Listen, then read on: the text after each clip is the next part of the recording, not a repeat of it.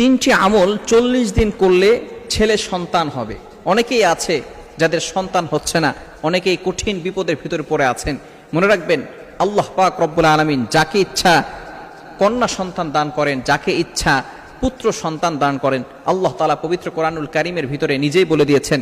সূরাতুশ শুরায়ের 49-50 নম্বর আয়াতে আল্লাহ তাআলা জানিয়ে দিয়েছেন, ইয়াহাবু লিমান ইয়াশাউ ইনাসা ওয়া ইয়াহাবু লিমান ইয়াশাউ যুকুর।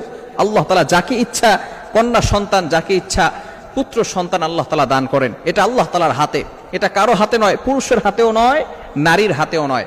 কিন্তু তিনটি আমল এমন রয়েছে যে আমলের মাধ্যমে আল্লাহ পাক রব্বুল আলামিন আপনাকে সন্তানের ব্যবস্থা করে দিবেন। বর্তমান আমাদের সোসাইটির ভিতরে কিছু মা বোনেরা এমন রয়েছে যাদের সন্তান হয় না, নিঃসন্তান।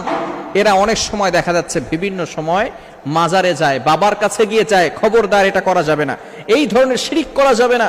আল্লাহ তাআলা সব গুনাহ ক্ষমা করেন, শিরকের গুনাহ আল্লাহ তাআলা ক্ষমা করেন না।